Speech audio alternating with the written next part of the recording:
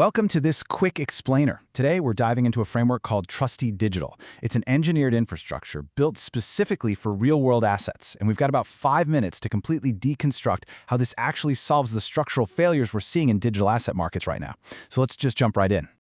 So here's the big question, right? Why, despite all the advancements we read about, are digital assets still so incredibly difficult to govern and scale? It's a massive gap in the market. Look, technology, specifically tokenization and blockchain, it's scaled at lightning speed. But asset owners, institutional investors, you're often left operating across these frustratingly fragmented systems. It's kind of like, well, the tech built these brand new, super fast digital highways, but the foundational trust, the legal compliance, and the governance structures, they were left behind driving horse-drawn carriages.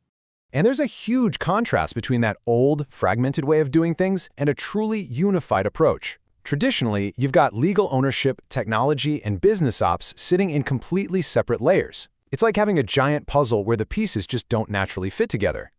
But what institutions actually need is a unified trust infrastructure. Instead of scattered pieces, you align the legal structure, the blockchain mechanics, and the business automation into one single, verifiable framework, a rock-solid foundation. Now, think about traditional businesses. They constantly hit a wall because they rely on middlemen just to bridge those disconnected layers. Imagine trying to force your CRM database to somehow talk seamlessly to your ERP system while also trying to reconcile with completely separate accounting software. It creates this massive bottleneck of what we call managed trust. These intermediaries, they honestly add pretty limited economic value, but they severely fragment your data. You basically end up with zero ability to verify an asset's true condition or value in real time. Which brings us to this absolutely crucial idea. Trust is not managed, it is engineered. This is the core thesis here. Trust shouldn't be some hopeful assumption or a fragile promise from a middleman juggling spreadsheets. No way. In a properly built system, trust becomes a technical property of the architecture itself. What does that actually mean for us? It means code executing automatically, based on verifiable data, without human bias, fatigue, or error. It's logical, it's auditable, and it's completely predictable. So Trusty Digital visually maps this out as a solution that literally replaces those middlemen. It embeds trust directly at the system level. And just to be clear, this isn't about chasing some fleeting tokenization trend. We're talking about a regulated infrastructure built from day one to weave legal structure, smart contracts, and business automation into one cohesive environment. Imagine a commercial property, right? The legal deed, the automated rent collection via smart contracts, and the tax compliance, they are all seamlessly talking to each other instantly. No need for 3 different agencies to verify what's true. That is what real-world assets look like when they're structured on verifiable data. Okay, to really understand how this works under the hood, we need to look at the 3 core architectural pillars of this engineered infrastructure: transparency, accessibility, and responsibility.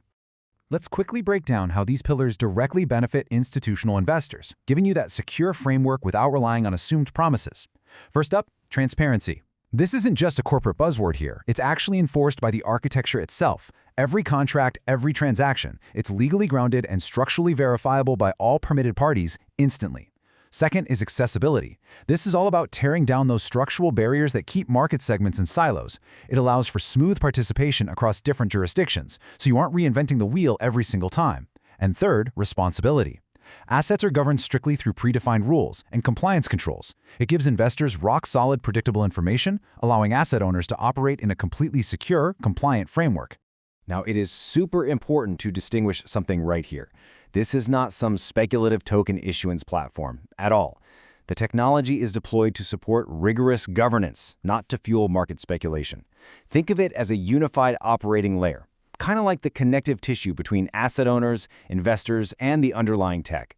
It securely covers the entire life cycle of an asset, from the very beginning all the way to maturity. To really grasp the scope of this full lifecycle ecosystem, let's walk through its 4 interconnected modules. It kicks off with digital asset management, often called Tokenization-as-a-Service, or TaaS.